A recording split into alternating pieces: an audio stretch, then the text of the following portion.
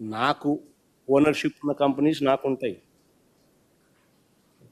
దాంట్లో ఎంప్లాయీస్ నాకుంటారు. దాంట్లో డైరెక్టర్స్ నాకుంటారు. నేనేదైనా పని చేయించుకోవాలంటే వాళ్ళతో చేయించు నా వ్యాపారాలకు సంబంధించి. అంతే తప్పనిచ్చి నా కంపెనీ కానీ కంపెనీలో డైరెక్టర్లను, ఫుల్ టైం డైరెక్టర్లను, వాళ్ళు బిజీగా ఉండే వాళ్ళను నాకెందుకు పని చేస్తారు? కేవలం భారతీయ సిమెంట్స్, జగన్మోహన్ రెడ్డి కొద్ది వాటాలు ఉన్నాయి. ఆ కంపెనీని అప్రతిష్ట పాలు చేయాలి. ఈ చేసేది ఏం చేస్తా ఉన్నారు తెలుసా? ఒక మల్టీనేషనల్ కంపెనీకి you're sending a wrong vibe.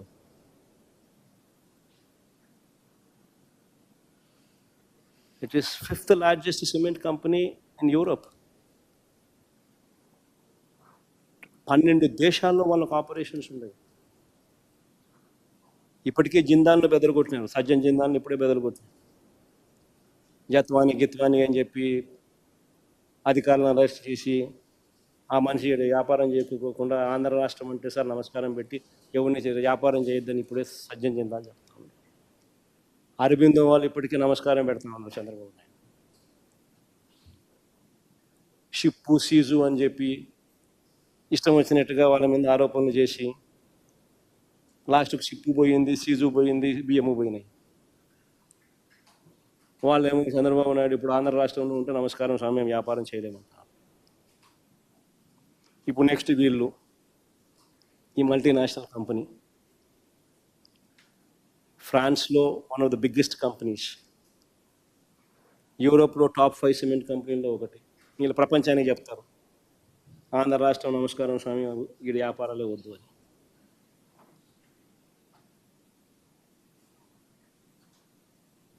ఇప్పటికే వీళ్ళ ఎమ్మెల్యేల పుణ్యమా, వీళ్ళ మంత్రుల పుణ్యమా అని చెప్పి ఇప్పటికే కుమారమంగళం బిర్లా అల్ట్రాటెక్ సిమెంట్స్ ఆయన నమస్కారం పెడుతున్నాడు.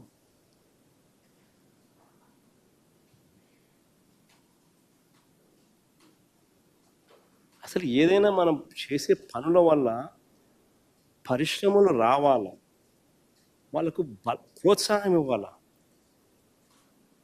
ఎలా వాళ్ళందరినీ ఇబ్బంది పెట్టాలా, ఎలా వాళ్ళ పరువును తీయాలా, ఎలా వాళ్ళందరినీ ఇబ్బందికర పరిస్థితిలోకి నెట్టాలా అని చెప్పి చూస్తే nobody will come to Andhra Pradesh.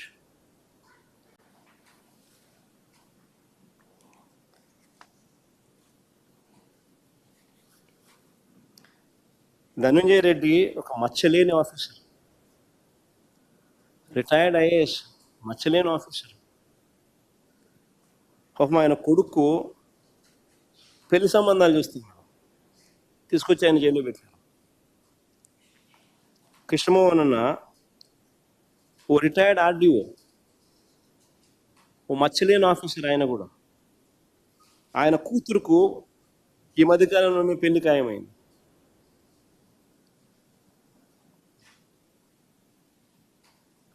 Balaji Govindappa పాపం ఆయన కూతురుకు ఆయన కూడా ఈ మధ్యకాలంలో పెళ్లి ప్రయత్నాలు మొదలుపెట్టాడు. ఎక్కడికి పోతా ఉన్నాం మనం? ఇంకొక ఆఫీసర్ పిఎస్ఆర్ ఆంజనేయులు, డీజీ స్థాయి ఆఫీసర్.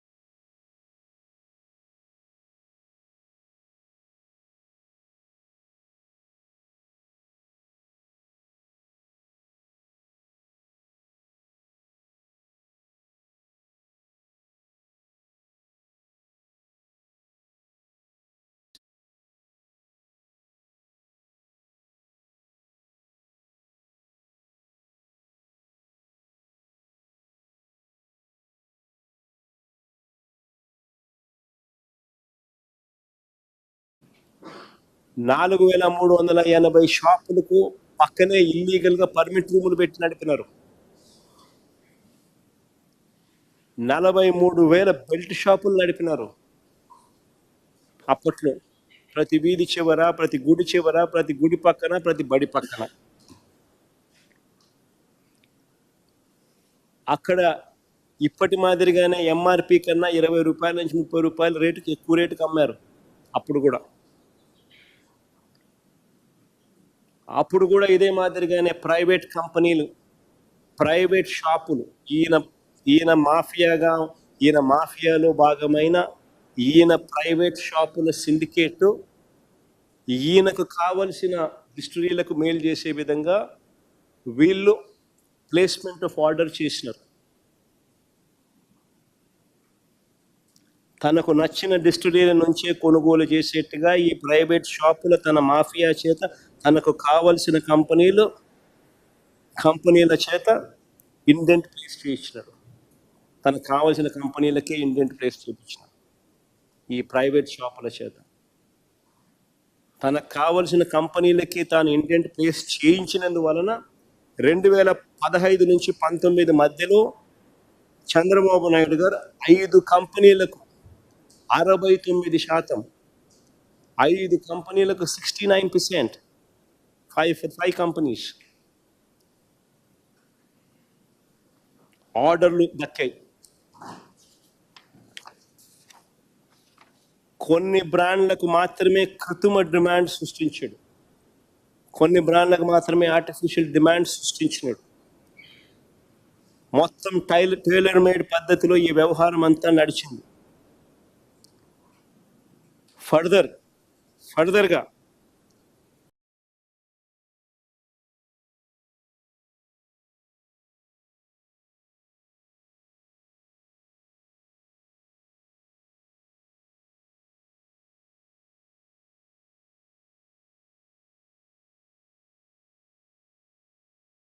రెండు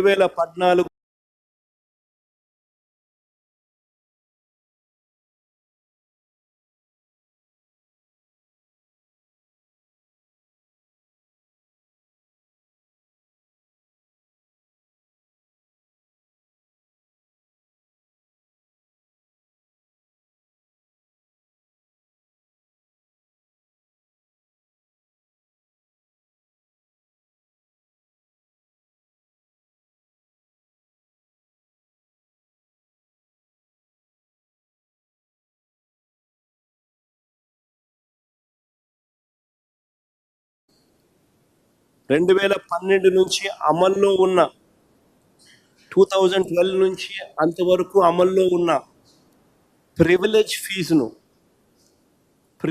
ఫీజును తొలగించి చంద్రబాబు నాయుడు తన ప్రైవేట్ షాపుల మాఫియాకు లబ్ధి చేకూర్చినాడు. ప్రివిలేజ్ ఫీజును రద్దు చేస్తూ 2015